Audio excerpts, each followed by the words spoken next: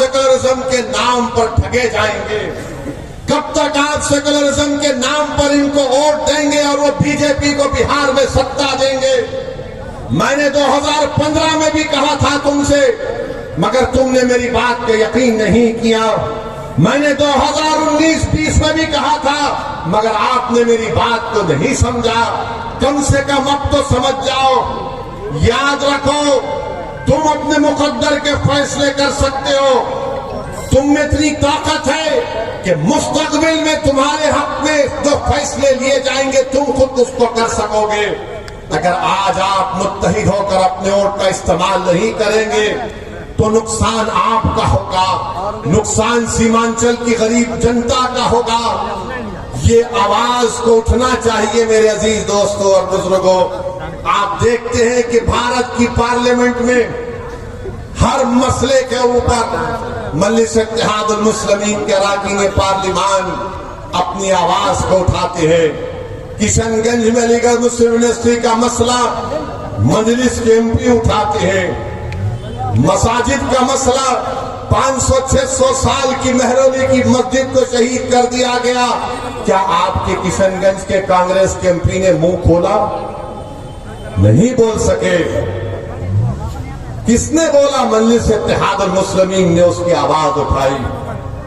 आप देखते हैं बिल्किस बानो का मसला हुआ, किसने पार्लियामेंट में उसका मसला उठाया? मजलिस ने उसको आवाज उठाई इंसाफ के लिए।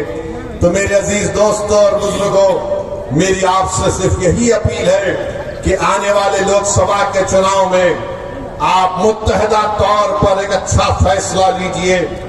हम भी नहीं चाहते कि बिहार में बीजेपी कुमार के एमपी कामयाब हो जाएं। हम तो शुरू से कोशिश कर रहे रोकने की, मगर जो लोग आपका वोट लेकर मोदी के गोद में बैठकर चाय पीती है, कभी आप इनसे भी तो पूछो कि तुमने हमारा वोट लेकर तुमने कैसे बीजेपी को सत्ता दे दी बिहार में।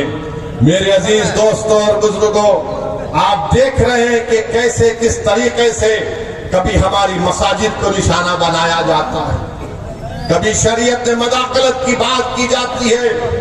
उत्तराखंड में यूनिफॉर्म सिविल कोड का एक नाम से एक बिल ला दिया गया, वो यूनिफॉर्म तो है ही नहीं। अब नहीं मालूम नीतीश कुमार क्या करने वाले हैं। बीजेपी के साथ मिलकर बैठे हैं। यहाँ पर फसाद हुआ था 1 साल पहले, 100 साला मदरसे को जला दिया गया। मैं तुमसे पुकार कर कह रहा था, कहाँ वो सेकुलरिज्म के दावे करने वाले, कहाँ है तेजस्वी यादव?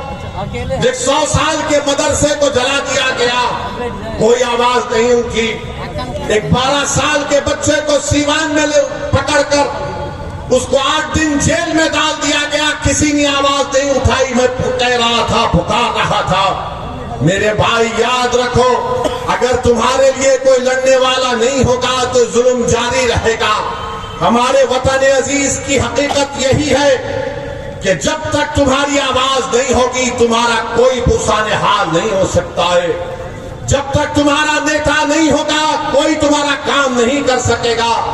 आप बताइए, इतनी बड़ी तादाद में सर्वे हो गया, का सेंसस हुआ, जो अख्तर भाई ने मुझे यहां पर बताया कि इतना बड़ा सर्वे यहां पर हुआ सुरजापुरी बरादरी का। अख्तर भाई ने बताया